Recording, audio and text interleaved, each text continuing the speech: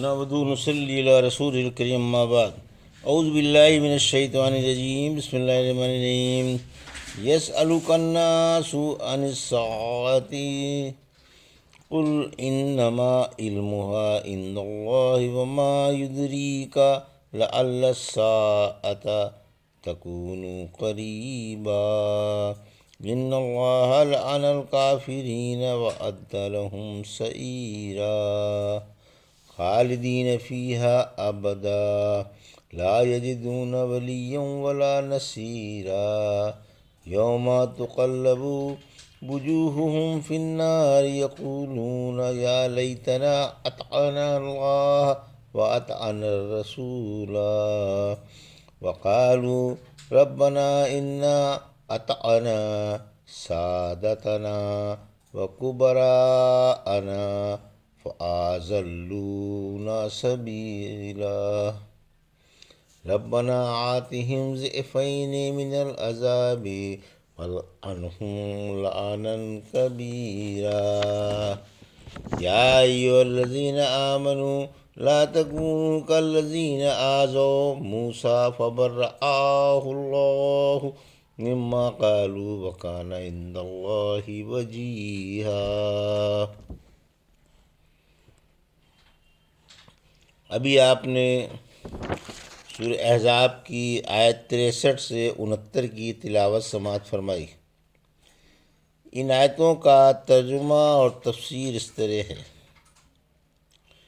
یسألک الناس عن الساعة قل انما علمها عند اللہ وما یدریک لعل الساعة تکون قریبا۔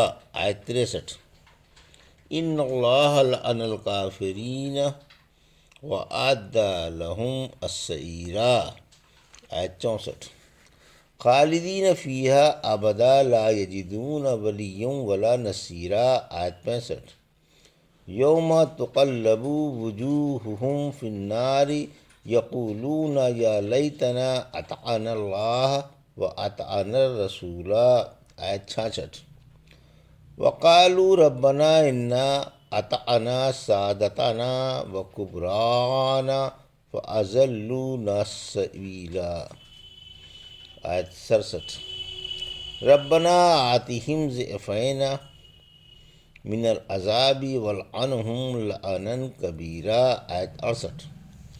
ترجمہ: لوگ آپ سے قیامت کے بارے میں پوچھتے ہیں، آپ فرما دیں اس کا علم تو اللہ ہی کے پاس ہے، اور آپ کو کیا معلوم شاید وہ قریب ہی آ لگی ہو۔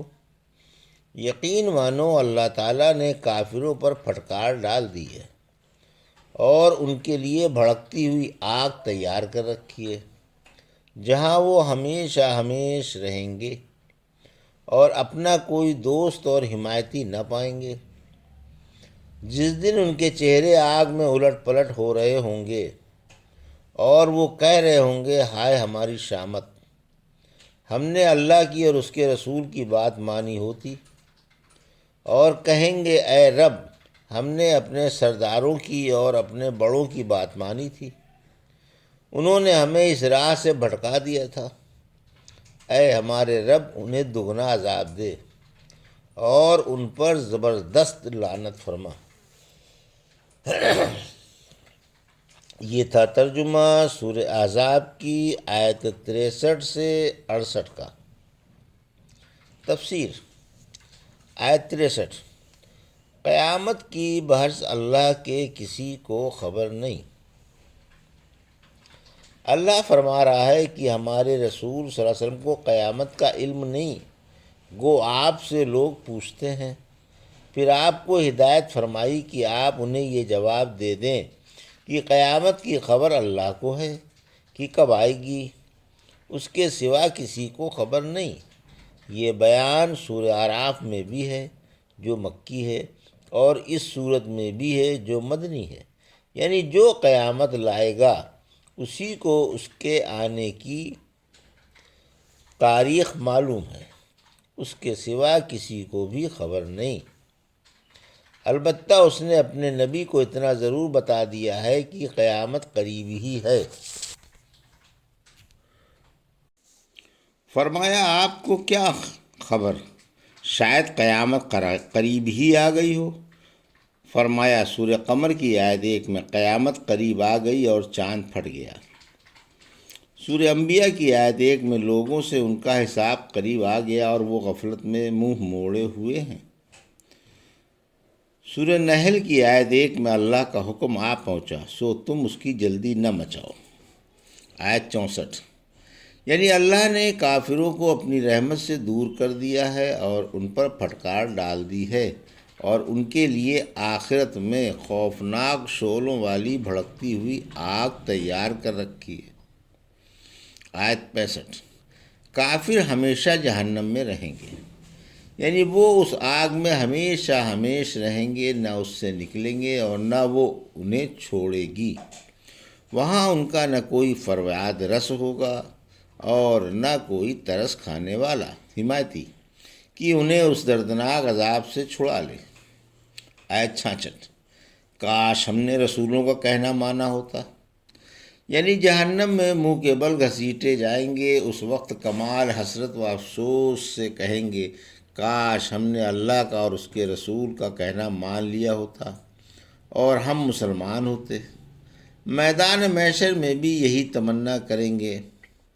سورہ فرقان کی آیت 27 سے 29 میں فرمایا جس دن ظالم کف افسوس ملتے رہ جائیں گے اور کہہ رہے ہوں گے ہائے ہماری شامت، ہم نے رسول کے ساتھ راہ پکڑ لی ہوتی، ہائے میرے لیے خرابی، کاش میں فلاں کو دوست نہ بنایا ہوتا، اللہ کی قسم اس نے مجھے اس نصیحت سے بہکا دیا جب یہ میرے پاس آ گئی تھی، اور شیطان تو انسان کو ذلیل کرنے والا ہے ہی۔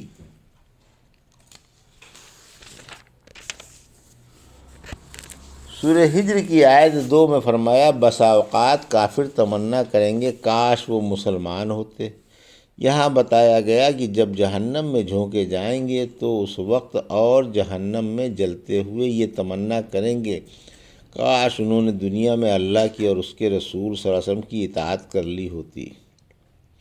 آیت 67 اے رب امرا اور علماء کو دگنا عذاب دے جو ہمیں گمراہ کرنے والے تھے، یعنی ہم نے اپنے امرا اور بزرگ علماء کی اطاعت اور رسولوں کی مخالفت کی تھی۔ ہمارا خیال تھا کہ ہمارے بزرگوں کے پاس سچا دین ہے، مگر افسوس ان کے پاس تو کچھ بھی نہ تھا، محض دھوکہ ہی دھوکہ تھا۔ شرک و بت پرستی کے سوا اور رکھا ہی کیا تھا۔ انہی لوگوں نے ہماری راہ ماری اور ہمیں راہ سے بے راہ کر دیا۔ ہم سے زیادہ ان بدبختوں کا گناہ ہے۔ آیت 68 سو اے رب انہیں ہم سے دگنا عذاب فرما اور ان پر سخت لعنت فرما، کیونکہ ان کے دلوں میں کفر و شرک بھی تھا اور انہوں نے ہماری راہ بھی ماری۔ خود گمراہ تھے ہی، ہمیں بھی گمراہ کر دیا اور اپنے ساتھ ہمیں بھی لے ڈوبے۔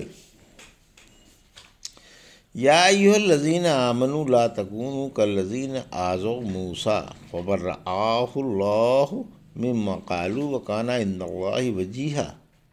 آیت 69 اے ایمان والو ان کی طرح نہ ہونا جنہوں نے موسیٰ علیہ السلام کو تکلیف پہنچائی تھی، پھر اللہ نے انہیں ان کے الزام سے بری کر دیا اور وہ اللہ کے نزدیک عزت والے تھے۔ یہ تھا ترجمہ آیت 69 کا۔ تفسیر یہودیوں کا حضرت موسیٰ علیہ السلام پر الزام۔ رحمت عالم صلی اللہ علیہ وسلم نے فرمایا کہ حضرت موسیٰ بڑے شرمیلے اور پردے والے تھے، یعنی شرم کی وجہ سے آپ اپنے جسم کا ہر حصہ ہر وقت چھپائے رکھتے تھے۔ چند یہودی کہنے لگے کہ موسیٰ علیہ السلام جو اس قدر احتیاط سے جسم کو چھپاتے ہیں، ضرور ان کے جسم میں کوئی نہ کوئی عیب ہے، خواہ سفید داغ ہو یا فوتوں پر ورم ہو یا کوئی اور بیماری ہو۔ ان کی باتوں سے آپ کو صدمہ ہوا۔ اللہ نے آپ کو اس الزام سے بری کرنا چاہا۔ ایک دن تنہائی میں آپ نے کپڑے اتار کر ایک پتھر پر رکھ دیے اور نہانے لگے۔ جب نہا چکے تو کپڑے اٹھانے کے لیے اس پتھر کی طرف بڑھے، لیکن پتھر آپ کے کپڑے لے کر بھاگ کھڑا ہوا۔ آپ اپنا عصا ہاتھ میں لے کر پتھر کے پیچھے پیچھے یہ کہتے ہوئے بھاگے اے پتھر میرے کپڑے، یہاں تک اس حالت میں بنی اسرائیل کے سرداروں میں پہنچ گئے۔ انہوں نے آپ کو سر سے پاں تک ننگا دیکھ لیا۔ آپ کے جسم میں کوئی بھی عیب نہ تھا اور خوبصورت و بے داغ جسم تھا۔ لوگوں کے الزام سے حق تعالیٰ نے آپ کو بری کر دیا۔ پتھر وہاں جا کر ٹھہر گیا۔ آپ نے کپڑے اٹھا کر جلدی سے پہن لیے اور پتھر کو اپنے عصا سے مارنے لگے۔ اللہ کی قسم، اس پتھر پر آج بھی 3 یا 4 یا 5 لکڑی کے نشان موجود ہیں۔ اس آیت میں اسی کی طرف اشارہ ہے۔ اسی طرح اور بھی دوسری ایذائیں حضرت موسیٰ علیہ السلام کو پہنچائی گئی تھیں۔ مثلا حضرت علی سے روایت ہے کہ ایک دفعہ حضرت موسیٰ علیہ السلام اور حضرت ہارون پہاڑ پر چڑھ گئے۔ اتفاق سے حضرت ہارون علیہ السلام فوت ہو گئے۔ اسرائیلیوں نے حضرت موسیٰ علیہ السلام پر ان کے قتل کا الزام لگایا اور کہا وہ ہمارے لیے تم سے زیادہ نرم اور شرمیلے تھے۔ یہی الزام تھا جس سے آپ کو دکھ پہنچا تھا۔ پھر اللہ کے حکم سے فرشتے حضرت ہارون علیہ السلام کا جنازہ اٹھا کر اسرائیلیوں کی مجلس سے گزرے۔ لاش سے آواز آئی کہ میں اپنی موت سے مرا ہوں۔ آپ کی قبر کا پتہ نہیں، البتہ وہ ٹیلہ معلوم ہے جہاں آپ کو دفن کیا گیا تھا۔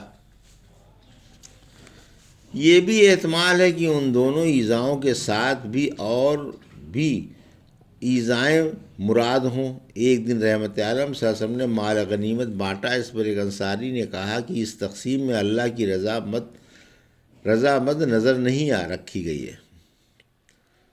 عبداللہ کہتے ہیں کہ میں نے کہا میں اس بات کی رحمت عالم صلی اللہ علیہ وسلم کو ضرور خبر دے کر رہوں گا۔ آخر میں نے خبر کر دی۔ آپ کا چہرہ مبارک سرخ ہو گیا۔ پھر آپ نے فرمایا اللہ حضرت موسیٰ علیہ السلام پر رحم فرمائے، انہیں اس سے بھی زیادہ دکھ دیا گیا تھا مگر آپ نے صبر کیا۔ پھر فرمایا کہ موسیٰ علیہ السلام اللہ کے نزدیک عزت والے تھے، یعنی مستجاب الدعوات تھے، جو اللہ سے مانگتے تھے ضرور مل جاتا تھا، البتہ دیدار دلدار کی آرزو پوری نہ ہو سکی۔ اللہ کی مشیت کا یہی تقاضا تھا۔ چونکہ اللہ کے نزدیک آپ بڑے ذی عزت تھے، آپ نے اپنے بھائی ہارون کے لیے حق تعالیٰ سے نبوت کی سفارش کی جو منظور کر لی گئی، اور سورہ مریم کی آیت 53 نے فرمایا کہ ہم نے انہیں اپنی مہربانی سے ان کے بھائی ہارون کو بطور نبی کے ہبہ کر دیا۔ یہ تھا سورہ احزاب کی آیت 63 سے 69 کا ترجمہ اور تفسیر جو بھی آپ نے سماعت فرمائی۔ بارک اللہ لی و لکم فی القرآن الحکیم و نفعنا ایاکم بآیات الذکر الحکیم۔